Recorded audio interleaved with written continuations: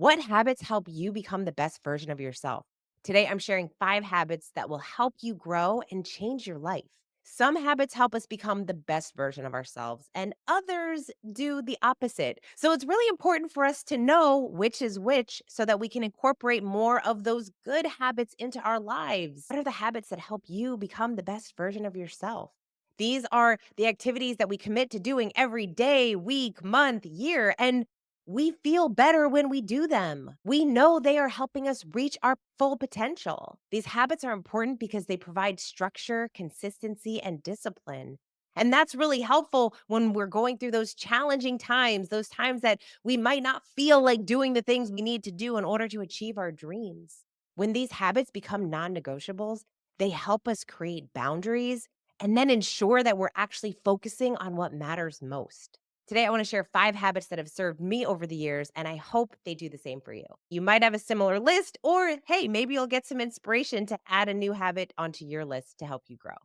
Number one, read.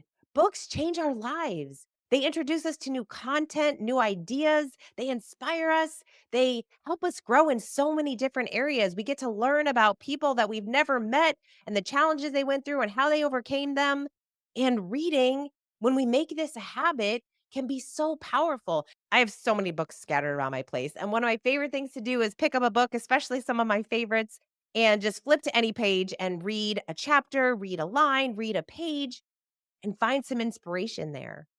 There's always something that I feel like, oh, I meant to read this at that time. I'm also usually reading and or listening to a couple different books at a time in different genres and depending on how I feel, whatever mood I'm in. So I'm always excited to get back into the book.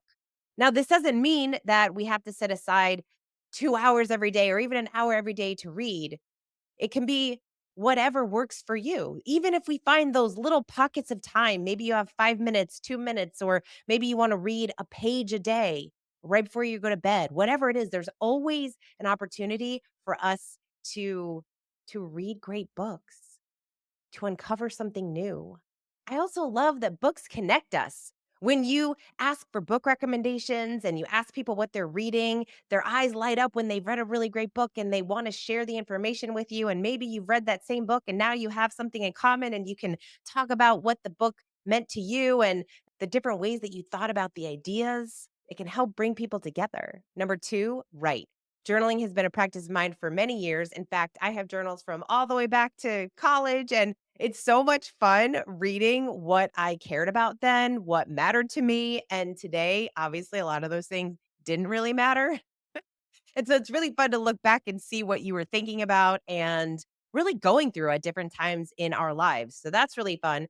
Journaling is a great tool for self reflection. And I always appreciate when I hear some really big thinkers and leaders in our world who use journaling, especially when they're going through a challenging time. It allows us to get all of our thoughts out of our head onto the page. And we just never know what's going to show up, especially when you allow yourself to just write. In fact, I often recommend the book The Artist Way by Julia Cameron because she talks about morning pages. And morning pages is essentially this idea that you wake up and before you've had your coffee or your walk or whatever it is that you do, before you're even really awake, you journal, you free flow write. And just whatever comes out, you just let it onto the page. And you might surprise yourself at what shows up. I love what Joan Didion said. She says, I write entirely to find out what I'm thinking, what I'm looking at, what I see, and what it means, what I want and what I fear.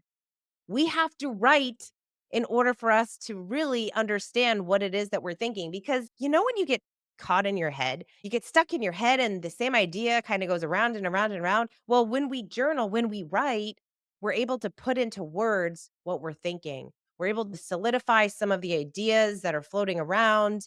And it's especially helpful if we're going through a challenge to write out the challenge and to come up with some solutions or just to write out the challenge and how you feel about it, just to get it out of your head and onto the page, put it out into the world. And when we do that, sometimes we feel that weight lifted off of us simply because we wrote it.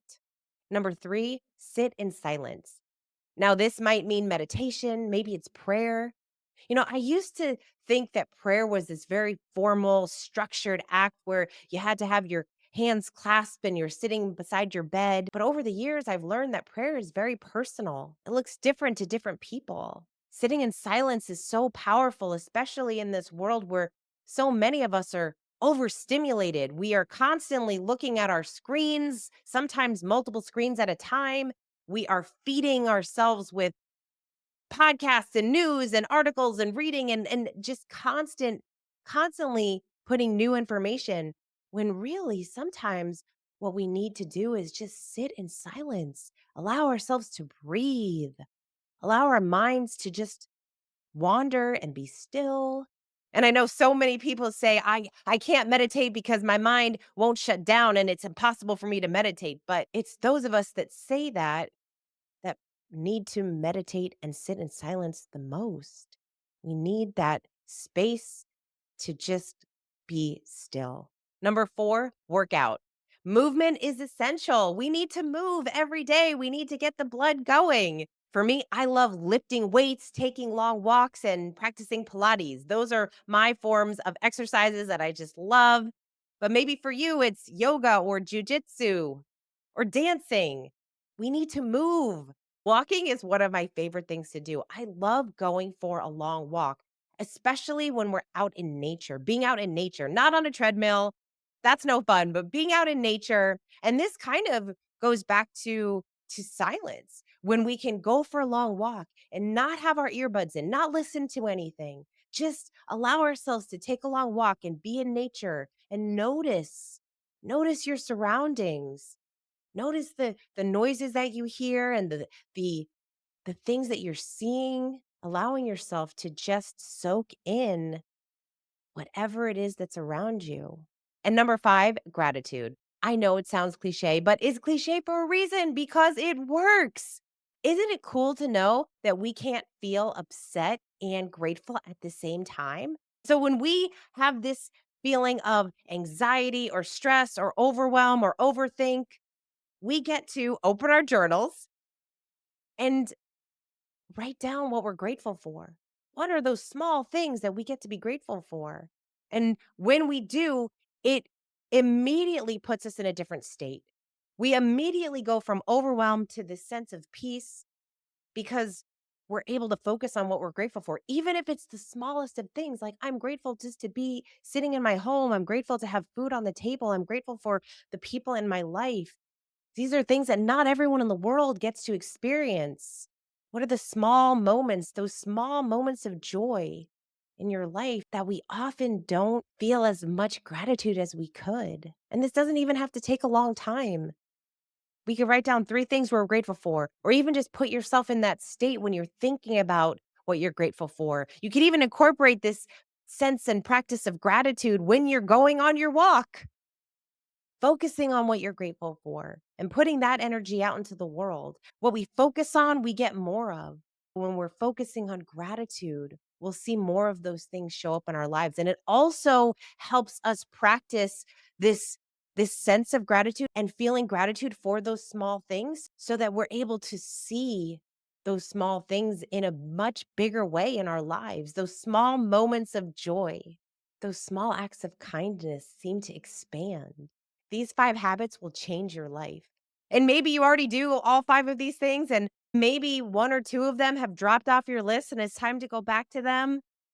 Maybe you used to have more of a gratitude practice, or maybe you used to meditate. You got one of those apps and and you've fallen off of it. Maybe it's time to incorporate it back into your life this year, or working out. What form of movement did you used to love that you spent time doing and you've just kind of let it go? This is a great time to reassess and look at the habits that you know help you become the best version of yourself and making sure that that you're incorporating it into your life. Because when we are really honest with ourselves, we know what we should be doing.